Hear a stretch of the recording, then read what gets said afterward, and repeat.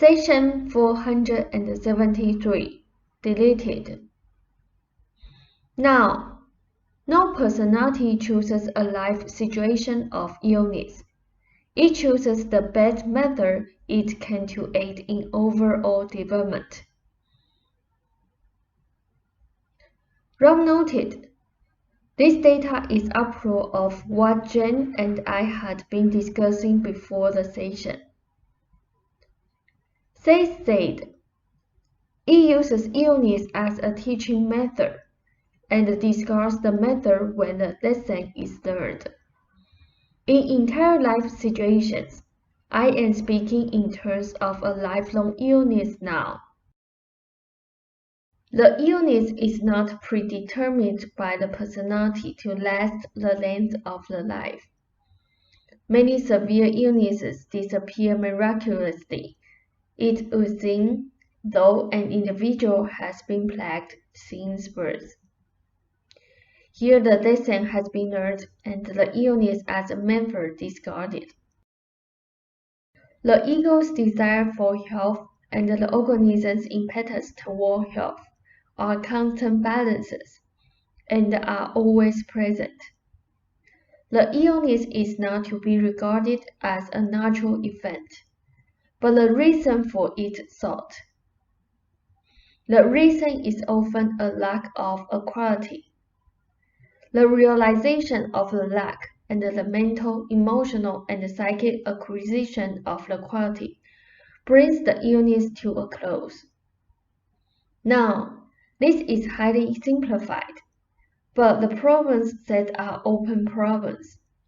There are usually several different solutions or contexts within which the personality can find a solution. The individual does not set himself problems for which no answers exist. I will try, however, to give you this as an example. A personality is born in a particular environment that is not clear and straight but crude, as in a maze. The angles, corners, and curves of the maze he has cleverly formed himself before this existence. To get out of the maze automatically means that he has developed the abilities necessary. The flexibility, spontaneity, persistence, what have you, none of which he may have acquired had the road in course been absolutely straight from start to finish. Obviously, he must forget that he constructed the maze to begin with. This does not prevent the unmazed portion of the self from watching, giving helpful hints of a kind to ward off discouragement. The helpful hints are themselves lessons, reminding the personality that only a portion of it is involved in the maze. Has this generally cleared the matter for you? Rob said, yes, but what about the cases where the personality does die from its illness, the illness never clearing up? They said, in those cases, the personality has done one of two things. It has solved one problem and decided to use the method to solve another, or it has decided that from its particular vantage point, it would rather close the books and begin anew. That is not nearly as disagreeable, you see, as you think it is. Illness is far more disagreeable in many cases. Rob said, that's about what I mean. Seth said, in other circumstances, though the problem is solved, the physical body, being physical, is in such poor condition that the personality decides it much better to discard it completely. Rob asked, does error enter in here on the part of the personality or the inner self? Seth said, now, in many cases of coma, the personality simply lives before the body's actual death. Errors can be made, but in the overall they amount to little. Now, give me a moment. I want to give you some personal material this evening, but we shall wait a bit longer. Many of the points you have made to Ruber lately have been well taken, and were more important than you realized. To you, they seemed rather obvious and trivial almost. Now, Ruber's ego had been hit over the head, so to speak, so many times in his childhood that it became very sensitive, developing a rigid out of self-protection. It was afraid that psychic endeavor would leave it open for further scorn, and it would not for a while allow ordinary motion, until it was somewhat assured that it would not meet with contempt for its efforts. It was particularly afraid of ridicule, rather say than of hatred. The affair with the school psychologist and the cashier infuriated him, and he hid his reaction. The school was the college again, you see, and the academic community that had already rejected him as a student in the past. For a while, he should have nothing to do with the college. He also remembered that they had turned him down when he looked for work. Give us a moment. He should also, for personal reasons, stay away from the monastery. The monks coming to the house subconsciously rearoused all fears and resentments. This does not mean he is not rising above them, for he is. It does mean that until he is in control of his organism, such episodes are not helpful. Rob asked, how about Jane's speaking to the Unitary Church later this month? They said that affair should not bother him, nor did the Methodist group.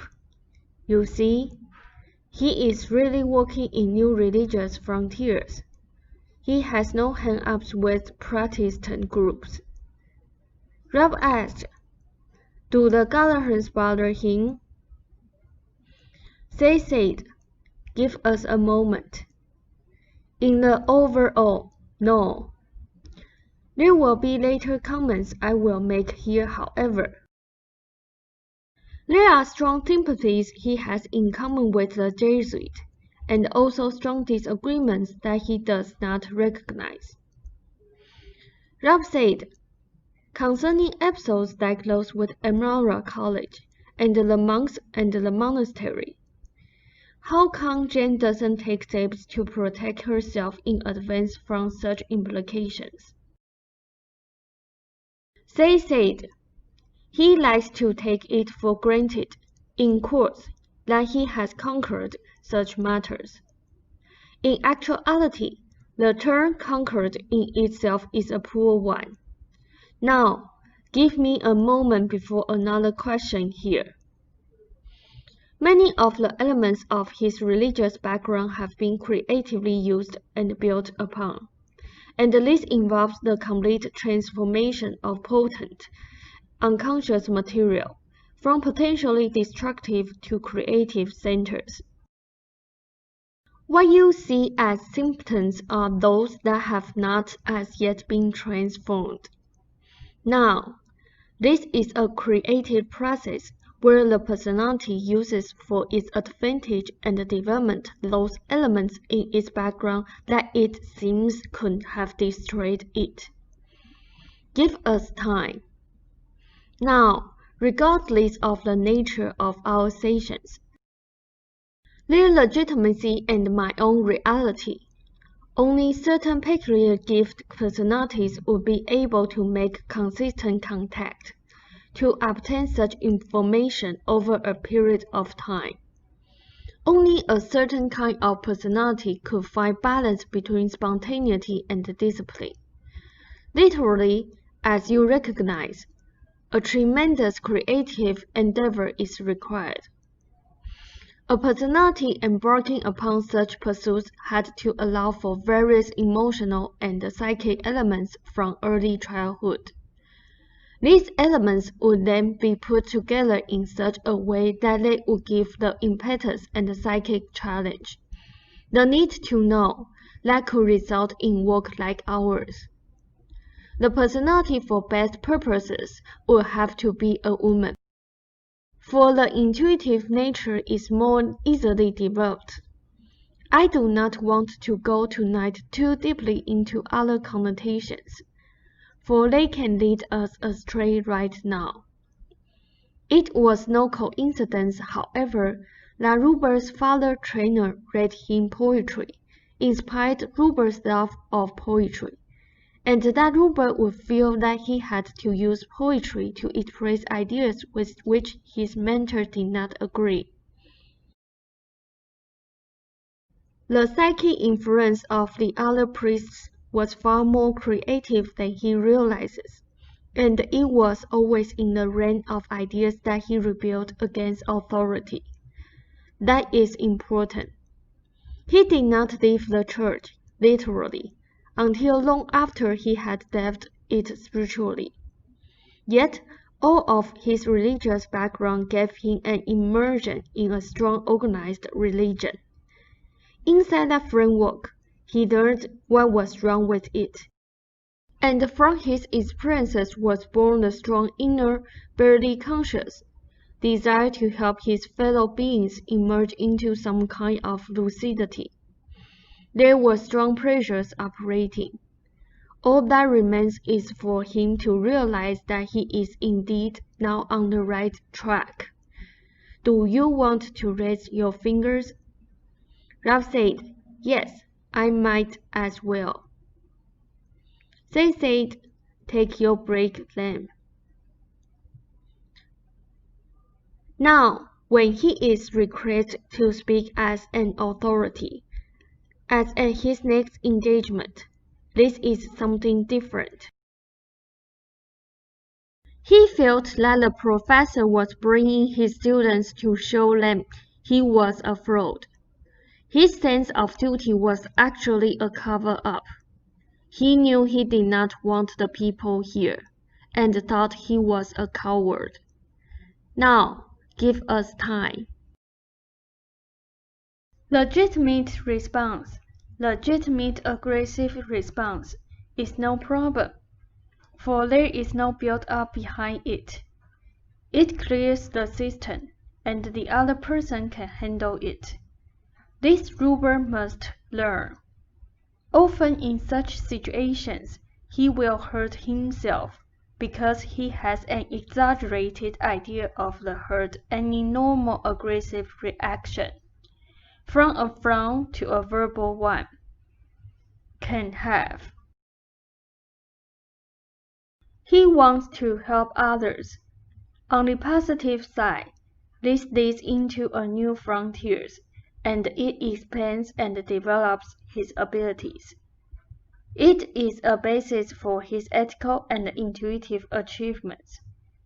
On the negative side, he can go overboard, fearing to cause another the slightest hurt, and hurting himself instead. There is still an exaggerated idea of the power of aggression. It is not nearly as powerful as he imagines, only when it is not allowed normal outlets. Now, give us a moment. The girl from the monastery is perfectly all right, as long as she comes here unaccompanied by a monk or met by one. The Friday episodes should probably be discontinued therefore. There is no harm in her coming to classes, or in the simple fact that she lives in one of the monks' cottages.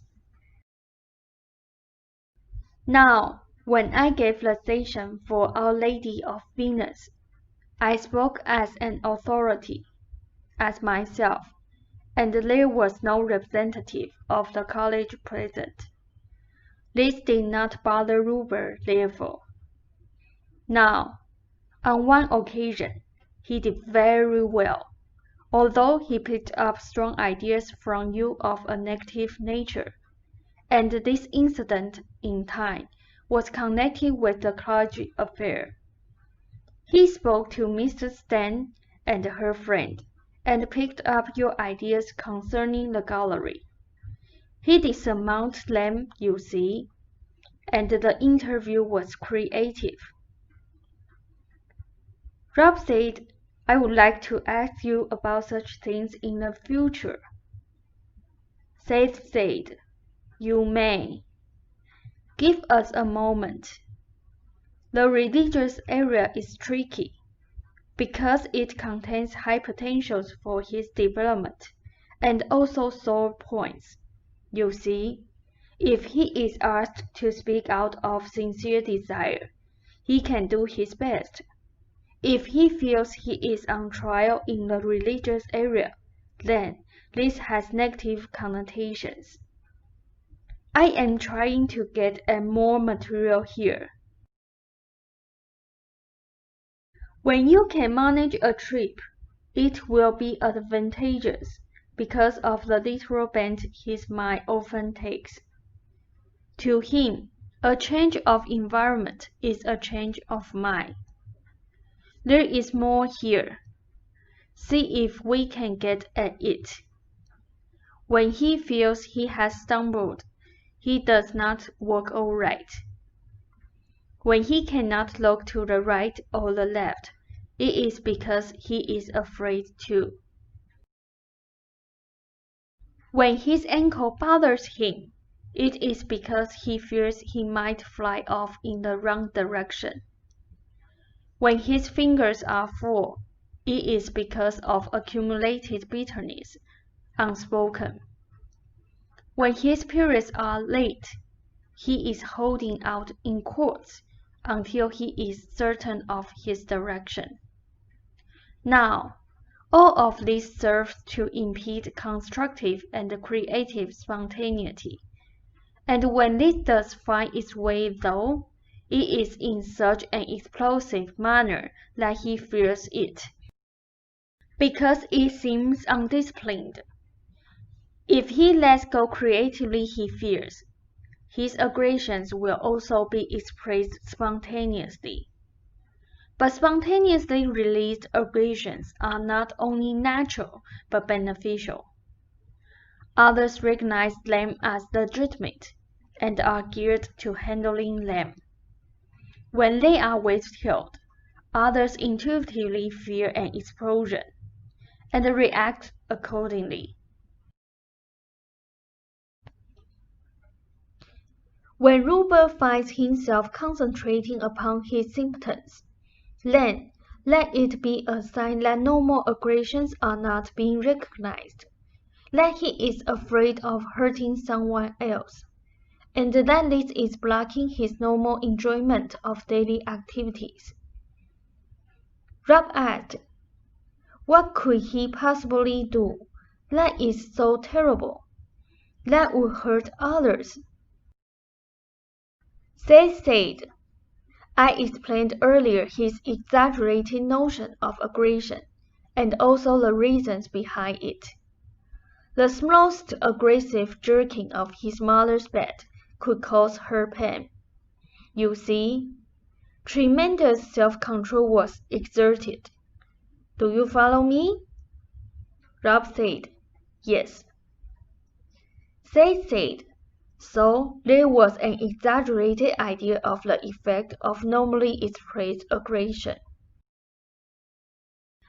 A normal child at times can slap its parent back, and the parent is obviously immune. The child's strength is nothing against the parents. In Ruber's case, such normal reactions were out of the question. Rob said, I get it, in answer to a questioning look. Seth said, this caused him to withhold his strength under such circumstances. Those who felt it were obviously hurt out of all proportion. Now, He did not realize this completely earlier, and this should help. It is more important than I can say. Do you have questions? Rob asked. I have often wondered, why do such childhood experiences have such lasting effects through an adult life that may be many years longer? Seth said, the effect is also positive. Again, it is to Rupert's desire to help others and to look for a way to do so. On the positive side, to some extent, it even led to our sessions, for he knows that the material, can help prevent people from hurting each other. On the negative side, for him personally, it can lead to an exaggerated idea of the individual's vulnerability. You have told him that life is far more generous, that there are built-in mechanisms of defense.